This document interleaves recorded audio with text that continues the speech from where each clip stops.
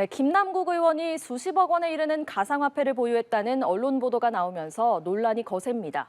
국민의힘은 태영호 최고위원의 녹취록 파문 등으로 징계 수위를 고심하고 있는데요. 두 분과 정치권 소식 짚어보겠습니다. 김장수 여의도연구원 부원장, 장현주 민주당 법률위 부위원장과 함께합니다. 안녕하세요. 안녕하세요. 네, 김남국 의원이 약 60억 원의 가상화폐를 가지고 있다가 실명제 시행 이전에 처분했다는 의혹이 나왔습니다. 또 재작년에는 가상자산 과세 유예 법안 발의에 참여를 했다고 하고요. 때문에 이해충돌 논란이 일고 있죠. 가상화폐를 김남국 의원이 가지고 있었다, 이거 자체를 문제를 삼을 수는 없는데 예. 그래도 이제 중요한 법들이 있습니다. 국회의원들을 재산 공개를 하게 돼 있고요. 재산 공개를 하는 가장 큰 이유는 이렇게 좀 불법적으로 취득한 재산이 있는지, 아니면 국회의원 하면서 좀 이렇게 재산을 과도하게 불렸는지.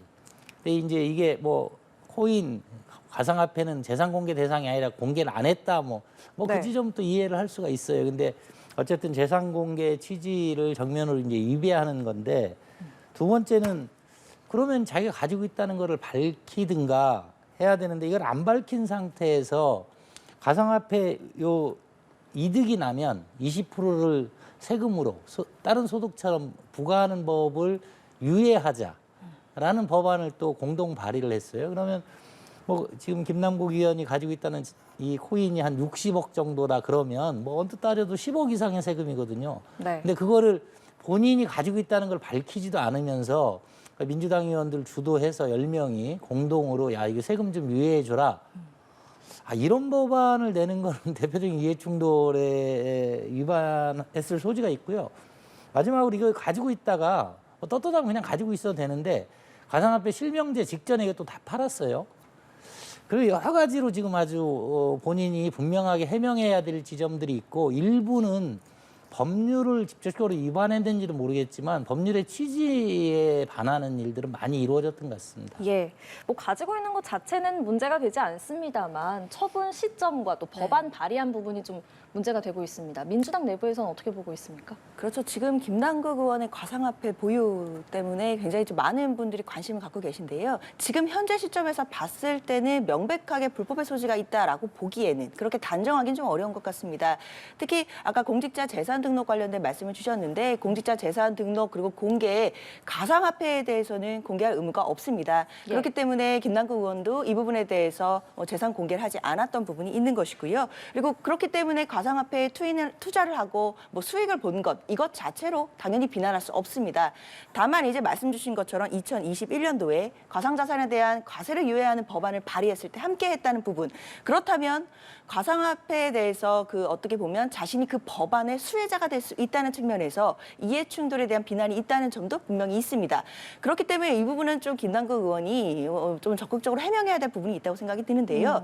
만약에 이해충돌 어떤 논란이 성립하기 위해서는 그 법안이 발의됐다는 2021년도에도 김남국 의원이 당시에도 가상자산에 투자를 하고 있었고 가상자산을 갖고 있었고 이런 부분들이 전제가 돼야 될 겁니다. 그런 부분에 대해서는 김남국 의원만 알 수 있는 이야기들이기 때문에 본인이 왜 이 법안에 발의를 했고 그리고 왜 참여하게 됐는지에 대해서 좀 더 구체적인 해명이 나온다라고 한다면 이해충돌에 대한 부분도 분명히 해명할 수 있다고 생각합니다. 네.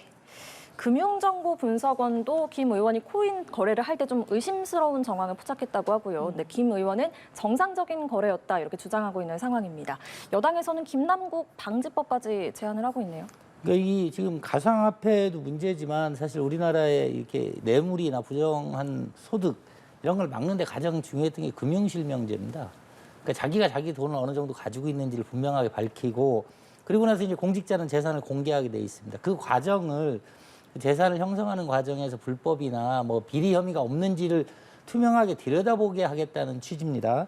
근데 금융정보분석원은 예를 들면 저희가 일반인도 현금으로 1,000만 원 이상, 2,000만 원 이상 하면 신고를, 이게 은행에서 자동으로 금융정보분석원에 넘겨줍니다. 그러니까 왜 요새 같은 때 이 사람이 현금이 어디서 났고 이런 거를 하는데, 저는 이 지점도 되게 궁금해요. 어쨌든 금융정보분석원에서 이 김남국 의원의 이 거래에 뭔가 미심쩍은 부분이 있다라고 얘기를 했다는 거 아닙니까? 그럼 그 부분도 밝혀야 돼요. 그러니까 지금 저희가 말씀드리는 거는 이 가지고 있었다는 것 자체는 문제가 없다 이래 하지만 이 모든 전제는 아주 합법적으로 김남국 의원이 무슨 내부 정보나 누구의 뇌물을 안 받고 자기 돈으로 투자해서 이 돈을 불렸다. 이 전제에서 불법이 없다는 건데 금융실명제를 피해가는 아주 몇 가지 편법이 있어요. 예를 들자면 돈을 주고받으면 바로 이렇게 포착이 되니까 뭐 금을 주고받는다든가 무기명 채권을 주고받는다든가. 근데 가상화폐에 저희가 집중하는 게 최근에 이게 상당히 그럴 소지가 있다. 실명제 누가 가지고 있는지가 드러나지 않기 때문에 뇌물을 주고받을 수 있는 수단이 될 수도 있고 내지는 이 코인이 상당히 좀 뭐라고 하나요? 도박성 같은 게 있습니다. 그러니까 급격하게 오르고 급격하게 떨어지고 이래서 피해자들도 많은데 이런 과정에 관여할 수도 있기 때문에 이 부분은 불법이 없다라고 얘기하기 이전에 본인이 이게 왜 불법이 없었는지는 소상하게 밝혀야 될 것 같아요. 처음에 어떻게 이거를 했고 어떻게 했고 말씀하신 대로 이 가상화폐에 대한 과세를 유예하는 법안을 낼 때도 내 이해관계가 없었고 이런 것들이 소명하고 나서 얘기를 해야 될 거지 예. 그런 거를 다 모르셔도 되는데 뭐 다 합법입니다. 이렇게 얘기할 거는 아니라고 봅니다. 예, 충분히 뭐 해명을 해야 하고 소명해야 한다 이런 부분에 있어서는 두 분의 입장이 예. 같으신 것 같습니다. 김 의원이 올해 공식 신고한 재산은 15억 원인데 갖고 있던 가상자산은 60억 원. 이게 차이가 좀 상당합니다. 네. 그런데 어쨌든 가상자산이 이게 재산 신고 대상이 아니기 때문에 이제 법적으로 문제가 없다는 게 이제 김 의원의 입장이잖아요. 네. 법적인 좀 보완이 필요해 보입니다. 그렇습니다. 이미 국회에 지금 공직재산 그 등록 공개 의무에 가상자산을 넣어야 된다는 그 법안들이 발의가 돼서 계류 중인 법안들이 있습니다.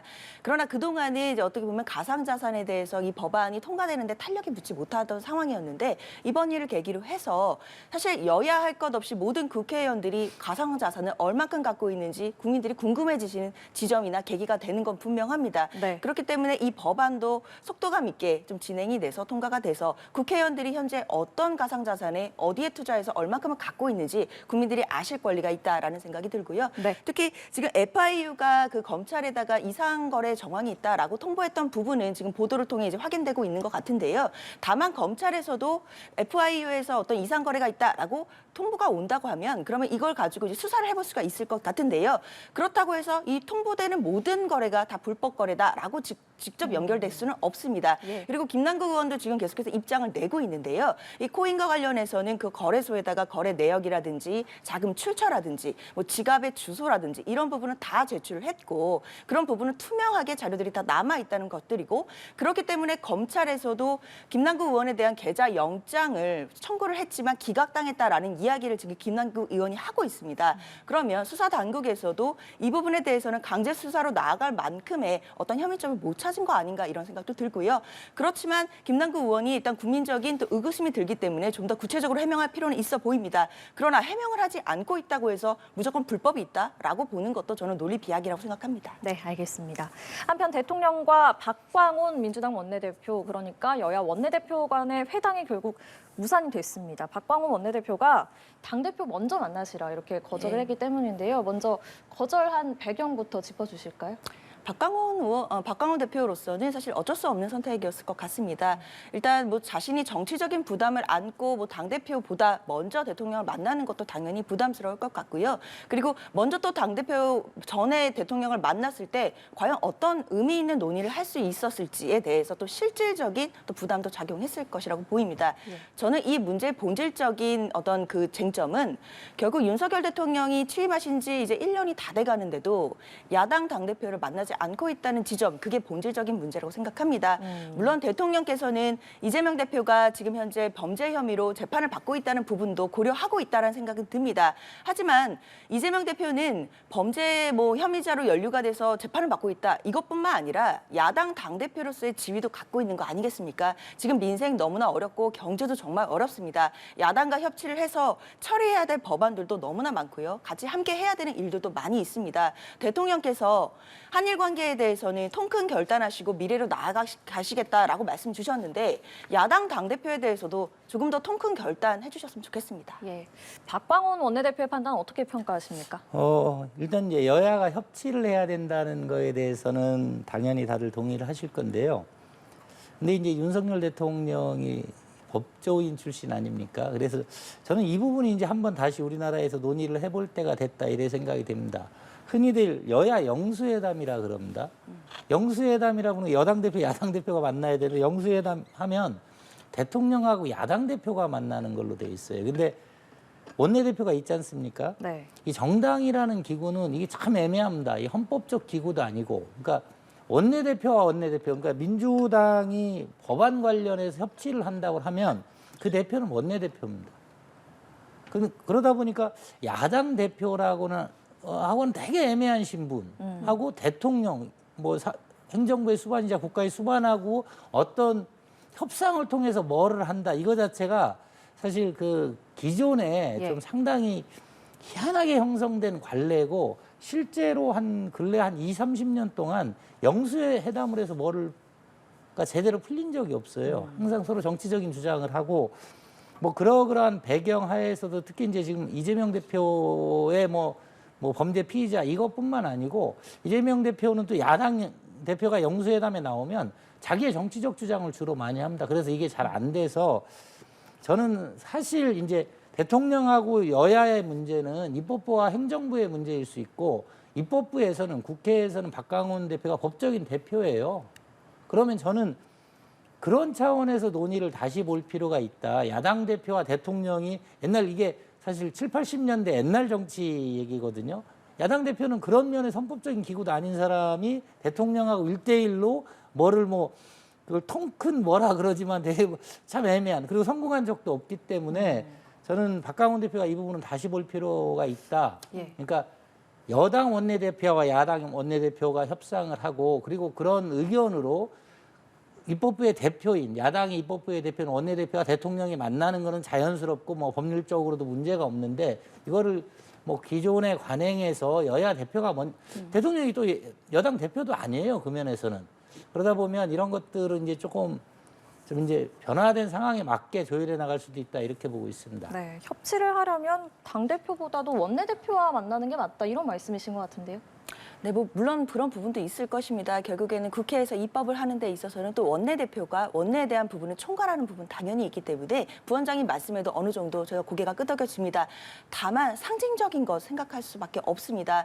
윤석열 대통령께서 당선되시고 첫 일성이 국민 통합이셨거든요. 그 국민 통합에는 당연히 여야의 협치도 깔려 있는 것이고 지금처럼 진영 간의 대립이 극한으로 가고 있는 이런 대한민국을 조금 더 부드럽게 만들겠다라는 그런 의사도 있었을 거라고 생각이 듭니다. 그러나 대통령의 그동안의 행보는 사실 야당 대표와의 만남조차도 거부하신다라고 한다면 과연 국민 통합을 이룰 수가 있을 것인가에 대해서 의문이 있을 수밖에 없습니다.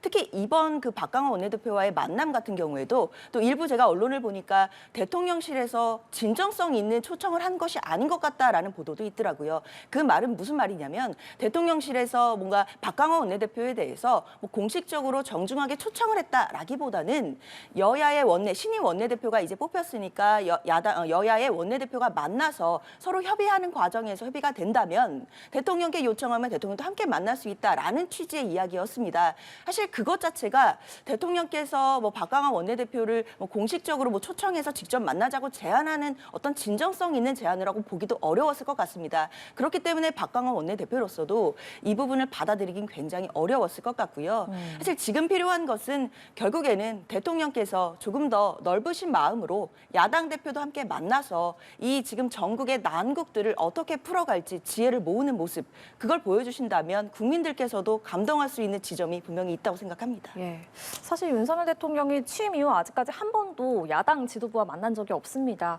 하지만 어쨌든 뭐 당대표가 됐든 원내대표가 예. 됐든 협치를 위해서는 좀 만나야 될 것 같은데 그러면 언제쯤 좀 회정이 어떤 식으로 성사가 될 거라고 근데 이게 보세요? 이제 처음에 꼬인 것부터 말씀을 드리면 물론 이제 기존의 관행으로 야당 대표를 대통령이 만났다. 근데 사실 이제 대통령실에서는 되게 억울할 거예요. 야당 대표가 이런 범죄 피의자 혐의를 실제로 받은 대표도 없었어요. 그리고 이제 이게 뭐 야당 대표도 나오면 야당 주장을 하는데 그리고 지금 이재명 대표의 주장은 대통령으로 상당히 받아들이기 힘든. 그러니까 본인에 대한 검찰 수사를 정권 차원의 뭐 정치 탄압으로 얘기를 하고 계시거든요. 그러다 보니까 저는 뭐 영수회담 이렇게 없었던 적도 드물다 이러지만 사실 이제 이재명 대표 같은 야당 대표도 없었고 그리고 그 주장이 아니 당연히 이제 아직 뭐 3심까지 끝난 게 아니기 때문에 범죄자가 아니다라고 할 수는 없는데 저는 그래도 대통령은 이제 국가의 수반이고 행정부의 대표 아닙니까? 근데 그러면 최소한 야당 대표도 국가기관은 존중하는 모습을 보여야 된다. 저는 그래서 글쎄 두 분이 만나면 어떤 얘기들이 오갈까 우리나라 수준에서 뭐 이재명 대표는 당연히 자기에 대한 거가 검찰 수사가 정치 탄압이다 이런 얘기를 하고 이러는데 저는 그런 면에서 이번에 영수회담이 늦어지고 그게 없게 된 이후에 여러 가지 사정이 있는 거지 이게 대통령의 뭐 협치 의지나 노력이 없는 건 아니다. 그리고 실제로 협치가 이루어지려면 국회에서 시작을 해야 됩니다. 그거를 저는 우리나라 정당 대표 자체가 이게 되게 세계적으로도 희귀한 경우예요. 원내대표도 아닌 분들이 그러면 여야가 어떤 거에 대해서 협상하고 이러는 게 글쎄 저는 이거는 뭐 법률적으로도 이상하고 어떻게 보면 요 정당 대표라는 지 그리고 정당 대표의 권한과 원내대표의 권한을 분명히 나눌 필요가 있고 그래서 오랜 기간 원내 정당화가 논의가 됐습니다. 저는 그래서 지금 어쨌든 그런 차원에서라도 이 문제는 박광훈 대표가 뭐 대표 먼저 만나셔야 할 때 뭐 관행적으로는 그랬을지 모르지만 지금 그게 원내대표가 대통령을 못 만나는 이유가 될 수는 없다 이런 생각입니다. 네, 알겠습니다. 윤석열 대통령의 지지율도 좀 살펴보겠습니다. 국빈 방미 이후에 윤석열 대통령의 지지율 지난주보다 3%포인트 오른 33%로 집계됐습니다. 긍정, 부정의 가장 큰 이유 모두 외교가 꼽혔는데요. 또 하나 또 큰 외교 행사가 내일 예정돼 있습니다. 바로 한일 정상회담이죠. 내일 한일 정상회담 앞으로 지지율에 어떤 좀 영향을 미치게 될 걸로 보십니까? 저는 이번 이제 그 여론조사에서 보다 중요하게 본 게 이제 부정평가가 많이 줄었다는 건데요. 대통령 입장에서 사실 가장 억울한 게 아마 그럴 거라고 제가 짐작을 해봅니다. 대통령이 후보가 됐을 때 특히 이제 야당 지지자들 중심으로 국정 운영을 할 준비가 안 됐다, 내지 능력이 없다 이렇게 이런 프레임이 많이 씌워졌습니다. 그리고 사실 일반 국민들 입장에서 대통령이 그 경제는 가정 환경이나 뭐 여러 가지로 분명한 철학과 소신이 있다. 그리고 법치주의 관련돼서도 분명한 전문성이 있다 하지만 외교를 잘할 거라고는 별로 생각을 안 했을 겁니다. 근데 이번에 이제 뭐 미국에서의 국빈 만찬이나 뭐 내지나 상하원 합동 연설에서 그 실력을 유감없이 발휘를 하지 않았습니까?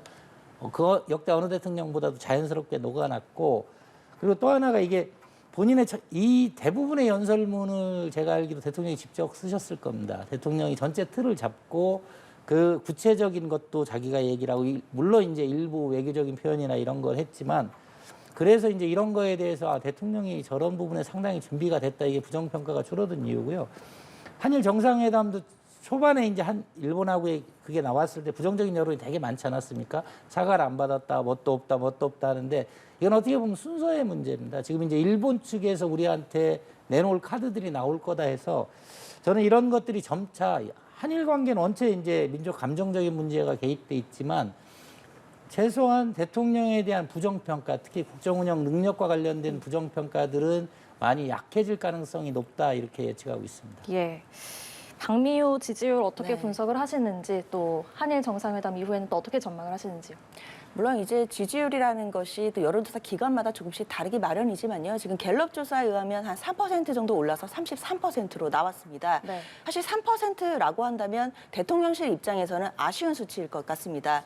원래 우리가 역대 예를 본다면 대통령이 뭔가 해외 순방을 다녀오거나 거기서 나름대로 잘했다라고 자평을 했을 경우에는 컨벤션 효과가 있어서 지지율이 상당 부분 올라가는 경우들을 많이 목도를 했었거든요. 그거에 비해서 사실 3%가 상승했다라고 한다면 국빈 방문 이후에 그 어떤 효과를 노렸다라고 하기에는 너무 좀 적은 수치가 아닐까라는 생각은 듭니다. 예. 그렇다면 이제 내일 있을 기시다 총리와의 한일 정상회담의 결과가 굉장히 중요할 텐데요. 네.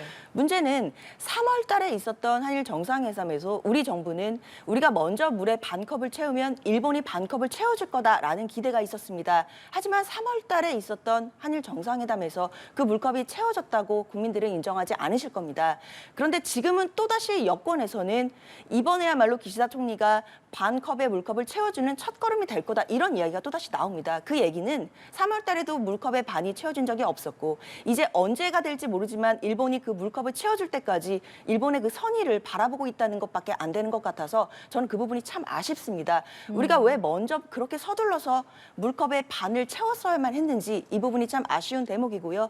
그렇기 때문에 내일 과연 기시다 총리가 우리 국민들이 원하시는 그런 성의 있는 조치, 그러니까 김대중 오부치 선언이 있었던 그 통렬한 반성과 사죄라는 말을 직접 언급하게 될지 이 부분이 가장 관건일 건데 예. 사실 암울한 예상들이 대부분입니다. 자민당이 지금 최대 계파가 아베파이기 때문에 그런 직접적인 사죄 발언이 나오기 어려울 거다라는 전망들이 높은 지금 상황입니다. 만약에 그런 성의 있는 조치가 나오지 않는 상황이라고 한다면 사실 지지율에는 더 악영향을 미칠 것이라고 보입니다. 예.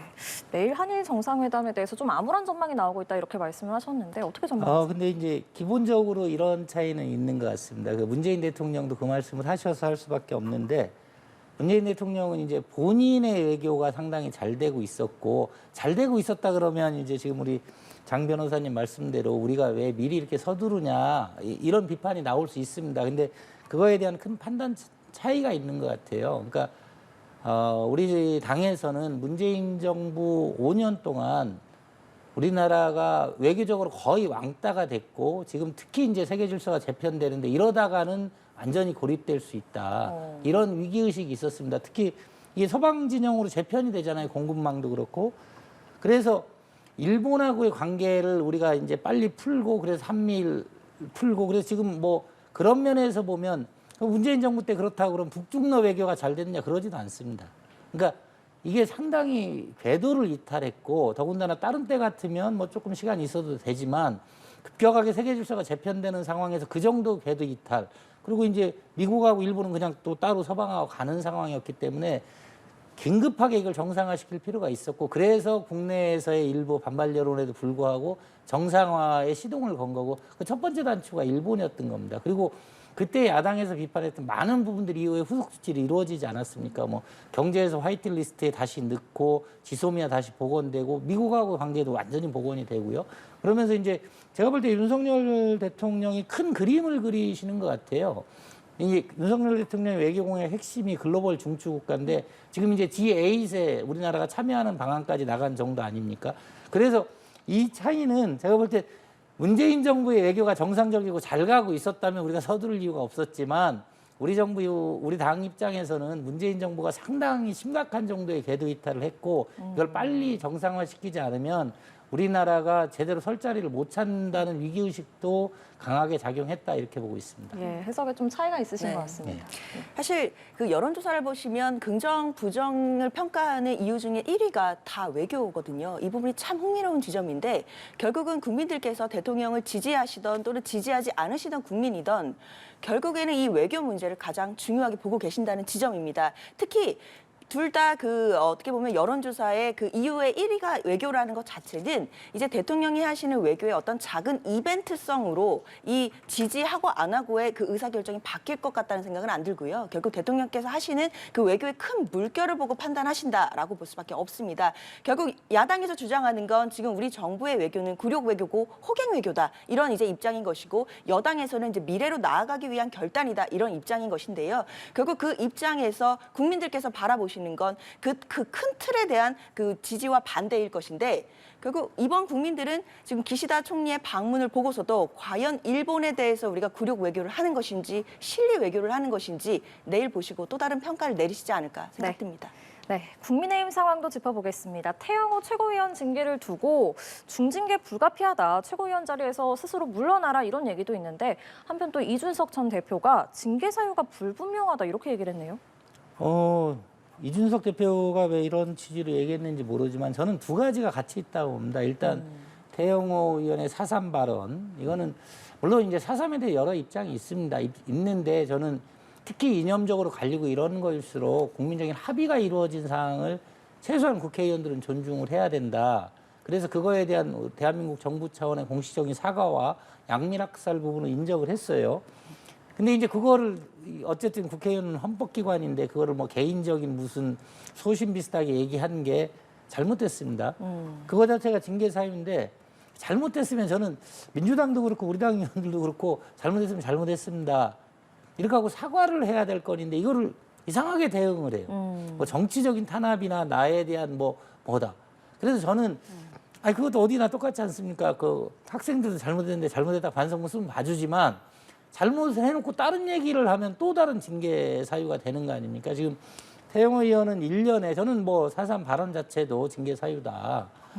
그것도 징계 사유인데 그 다음에 임하는 거 뭐 언뜻 보면 뭐 또 뭐 대통령실이 뭐 나한테 요구한 것 같은 뭐 그런 뉘앙스도 풍기고 여러 가지 그러다 보니까 여러 가지 문제가 지금 생기고 있지 않습니까? 그래서 저는 뭐 그거는 너무나 분명한 징계 사유죠. 예. 예. 징계 수위는 어느 정도로 예상하세요? 징계 수위는 지금 이거 뭐 그 다음에도 이제 얽혀서 나오는 게 이제 국회의원 뭐 공천에 관련된 건데 저는 징계 수위가 어떻든 간에 저희가 예. 국회의원인 상황에서 상당한 정도의 중징계를 당했다. 그게 6개월이든 1년이든 그러면 그 당연히 공천은 이제 우리 정당에서 국민들한테 이 사람이 국회의원으로서 좋은 사람이다라고 추천하는 거거든요. 예. 근데 뭐 징계까지 받은 사람을 공천을 준다는 거는 그 자체로 모순이고 정당에서 취할 태도는 아니라고 봅니다. 예. 상대당 입장에서는 어떻게 보고 계시는지. 사실 태영호 의원이 뭐 설화를 일으켰던 거는 뭐 주지의 사실인데요. 그렇지만 그 징계 논의가 이렇게 또 속도감 있게 확대되는 부분은 당연히 이제 대통령실의 그 공천계 의혹이 있었던 그 태영호 녹취록 때문이었을 것 같습니다. 그만큼 결국 그 녹취록의 내용이 사실이라고 한다면 대통령실에서 공천에 개입하는 어떤 불법 행위를 저질렀다 그런 의혹이 성립되는 것이기 때문에 굉장히 심각한 사안이 됩니다. 그렇기 때문에 이제 태영호 의원은 그 녹취록이 본인이 이제 과장된 발언이었다라고 이제 주장을 하고 있고 이진복도 전혀 사실이 아니다라고 말을 하고 있는 상황이지만 국민들께서는 그 실제 관계에 대해서 궁금해하실 수밖에 없는 상황인 것 같습니다. 그렇다면 국민의힘 입장에서는 빠르게 징계를 할 수밖에 없을 것 같습니다. 이 논의 자체는 단순히 설화에서 그치지 않고 대통령실의 공천 개입까지도 지금 우리가 의혹을 삼아갈 수 있는 더 확대될 수 있는 그런 문제이기 때문일 텐데요. 결국 그렇다 한다면 8일에 있을 수 있는 그 윤리위원회에서 결국 중징계를 내릴 수밖에 없을 것인데 아까 부원장께서 말씀 주신 것처럼 이것이 결국에는 태영호 의원의 공천과 어떻게 연결이 되는 상황이 되게 된다면 저는 태영호 의원도 굉장히 크게 반발을 할 것으로 보이고 그렇게 된다면 국민의힘의 어떤 입장에서도 이제 혼란이 또 올 것이다라는 예상이 됩니다. 네, 알겠습니다. 국민의힘 상황까지 짚어봤습니다. 김장수 여의도연구원 부원장, 장현주 민주당 법률위 부위원장 두 분과 함께 정치권 소식 짚어봤습니다. 고맙습니다. 예, 감사합니다. 고맙습니다.